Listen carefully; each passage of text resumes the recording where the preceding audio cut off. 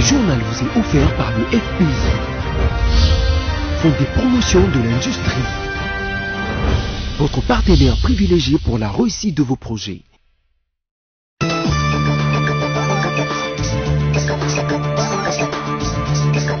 Tout le plaisir est pour nous de vous retrouver pour cette nouvelle session d'information dont voici le sommaire. Le président de l'Angola, João Lourenço, celui de la République du Congo, Denis Sassou Nguesso, de la Zambie, Edgar Lungu, du Togo, Faure Gnassingbé et les présidents de la Guinée, Alpha Condé, ont tous confirmé leur présence aux obsèques du fait Etienne Tshisekedi Wamulumba, décédé depuis le 1er février 2017 à Bruxelles. Notez que les obsèques du Sphinx délimité se tiendront du 31 mai au 1er juin 2019 à Kinshasa. Et puis, la conférence épiscopale nationale du Congo, SENCO, et l'église du Christ au Congo, SCC, ont initié mardi 28 mai 2019 à Kinshasa une pétition pour réclamer la tenue des élections locales avant le mois de décembre 2019. Car pour les deux structures, l'élection locale constitue le fondement de l'exercice de la démocratie à la base et la décentralisation consacrée dans la Constitution. Enfin, l'état-major des forces armées de la RDC annonce un concours d'adhésion aux différentes académies dont elle dispose. À partir de la mi-juin de l'année en cours, ce concours aura lieu à l'Académie militaire de Kananga, à l'école des sous-officiers, à l'école de santé militaire et au cours de la base d'état-major à Kananga. Le président de l'Angola, João Lourenço, celui de la République du Congo, Denis Sassou Nguesso, de la Zambie, Edgar Lungu, du Togo, Faure Gnassingbé et le président de la Guinée, Alpha Condé, ont confirmé leur présence aux obsèques du feu, l'autorité morale de l'Union pour la démocratie et les progrès sociaux, UDPS en sigle, et ancien premier ministre de la RDC, Etienne Tshisekedi Wamulumba, des obsèques qui se tiendront du 31 mai au 1er juin 2019 à Kinshasa. C'est l'information livrée par le service des communications et presse de la présidence de la République. Décédé en Belgique le 1er février 2017, la dépouille mortelle d'Etienne Tshisekedi, que d'aucuns appellent le père de la démocratie congolaise, sera rapatriée ce jeudi 30 mai, et c'est le 31 de ce même mois qu'elle sera exposée au stade de martyrs de la Pentecôte, où les derniers hommages lui seront rendus. De la presse présidentielle, nous apprenons également que c'est Monseigneur Fridolin Ambongo, archevêque métropolitain de Kinshasa, qui présidera la messe d'enterrement du père de l'actuel président de la République, Félix Tshisekedi Tshilombo. Il faut signaler que le préparatif de ces obsèques avance comme il se doit et que toutes les dispositions dans différents secteurs sont en train d'être prises pour que les corps de l'opposant radical, autoproclamé président élu de la présidentielle de novembre 2011, soient honorés. Pour ce qui est du dispositif sécuritaire, le général Kassongo, commissaire divisionnaire adjoint de la PNC, donne les assurances au sujet du rôle que joueront les éléments de la police dans la bonne tenue de ces tristes moments. Sont également invités à ces obsèques, à l'instar du peuple congolais venant de toutes parts, les artistes musiciens Don Noël Ngiama Wirason, Jibem Piana, Félix Wazekwa, qui tiendront l'assistance en haleine durant ces deuils. Naufrage sous le lac Mai-Ndombe, le chef de l'État a adressé un message de compassion aux victimes de cet accident. Dans un communiqué officiel signé par son directeur de cabinet Vital Kamerhe, Félix Tshisekedi a appris avec grande consternation les naufrages survenus sur le lac Mai-Ndombe, village Lokanga, territoire d'Inongo, causant des pertes en vies humaines et des dégâts matériels énormes. Ces pensées vont avant tout à l'endroit des victimes ainsi qu'à leurs familles.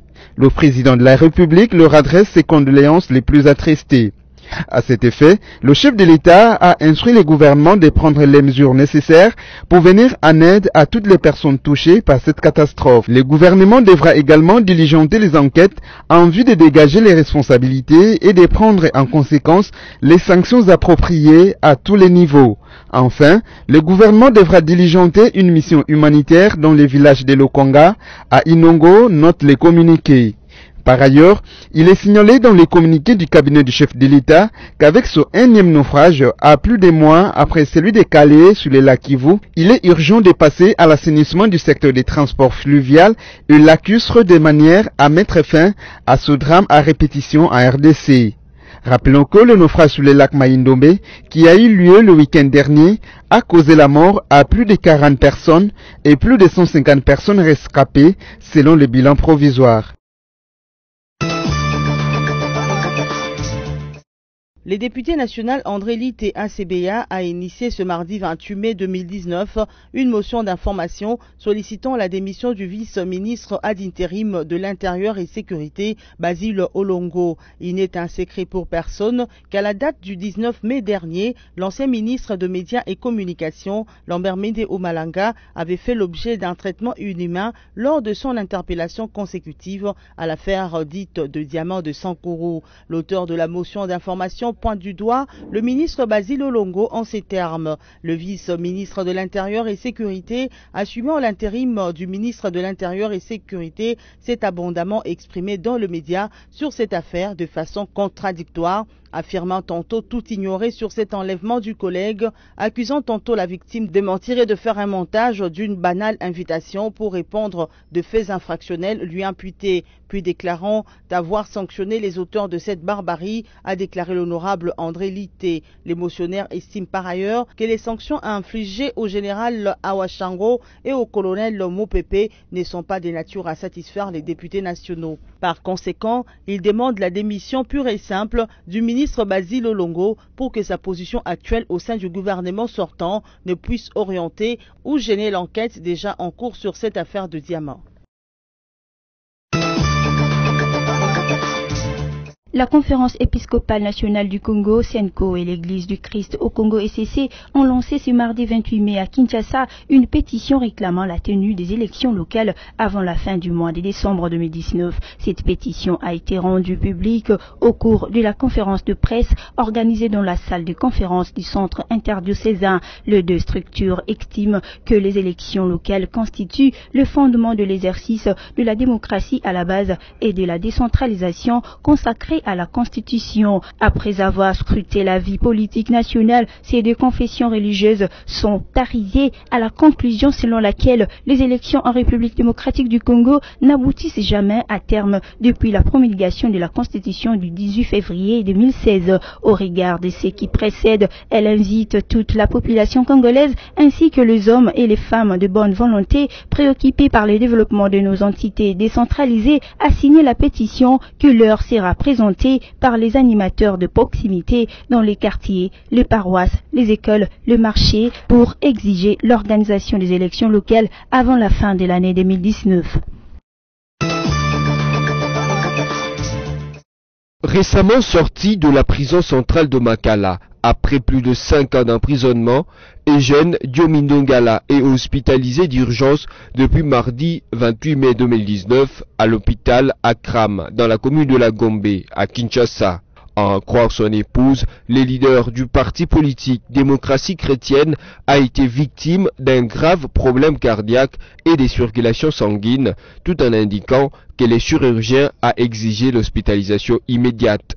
Eugène Diomindongala n'a pas pu voyager à l'étranger pour des soins médicaux plus appropriés à son cas. Pendant son incarcération, aucune autorisation ne lui a jamais été accordée quant à ce.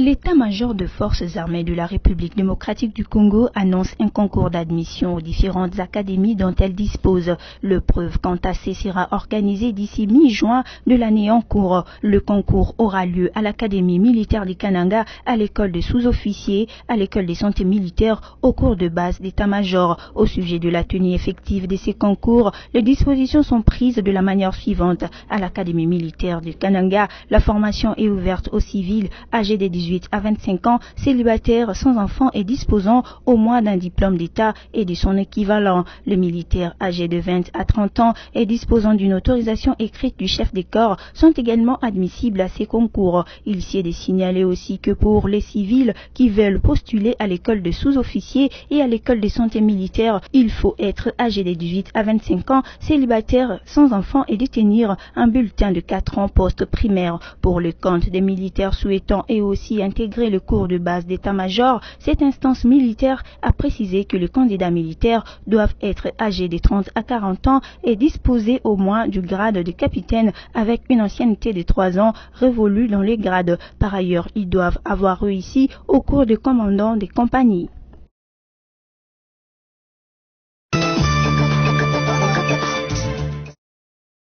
Pour la semaine du 20 au 26 mai 2019, le ministère de la Santé relève dans sa synthèse hebdomadaire relative à l'évolution de la riposte contre Ebola qu'il y a 57 morts en une semaine dans les provinces du Nord Kivu et de l'Ituri où l'épidémie a été déclarée depuis le 1er août 2018.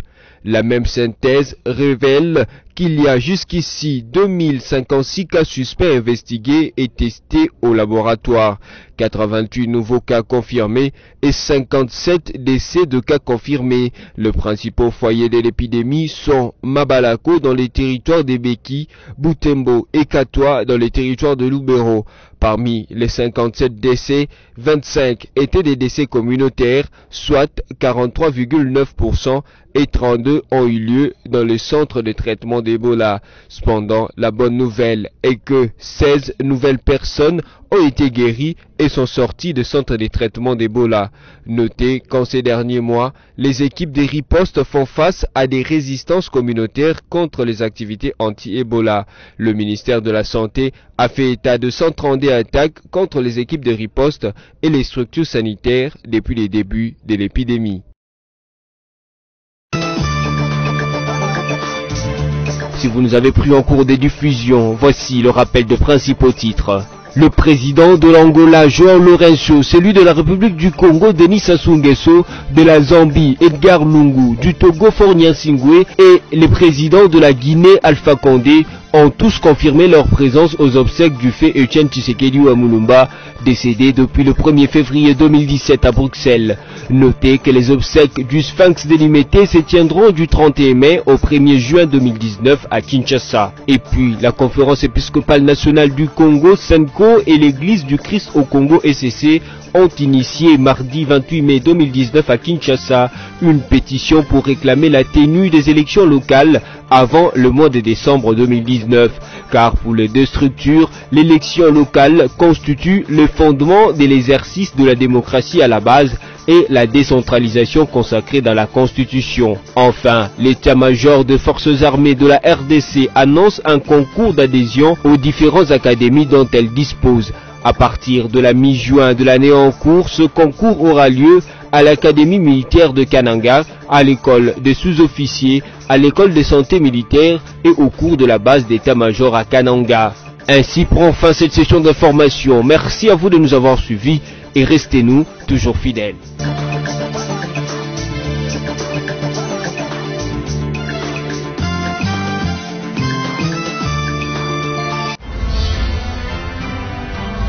Ce journal vous a été offert par le FPI, Fonds des promotions de l'industrie, votre partenaire privilégié pour la réussite de vos projets.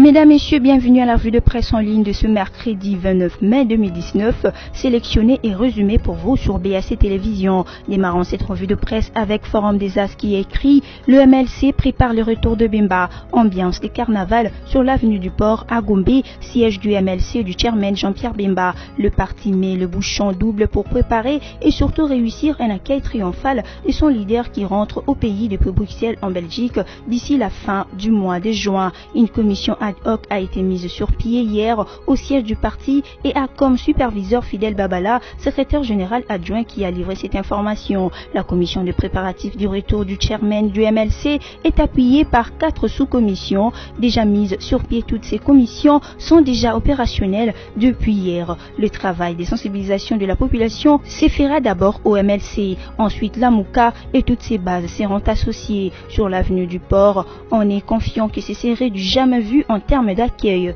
Cheminant dans cette revue de presse avec le site actualité.cd qui note « Lualaba, le gouvernement provincial n'est pas encore formé contrairement aux rumeurs. Le cabinet du gouverneur de la province de Lualaba affirme n'avoir pas encore formé un gouvernement contrairement aux rumeurs qui circulent sur les réseaux sociaux. Il s'agit d'un montage grossier, fake news, et le cabinet invite l'opinion à prendre son mal en patience car au Lualaba, les actes légaux des nominations des animateurs des institutions publiques et de des membres du gouvernement s'y font avec solennité et sous forme requise en droit afin que personne n'en prétende l'ignorance, dit le communiqué signé par Yav Kachung Joseph, directeur de cabinet de Richard Mouyej, gouverneur de Lualaba. Ces jours, seules les provinces du Congo central et du Kassai central ont rendu public leurs gouvernements provinciaux. Achevant cette revue de presse avec Radio Okapi.net qui écrit RDC, Maître Emeki Lolo, cadre du FCC, invite Sylvestre Ilunga à faire appliquer le nouveau code minier.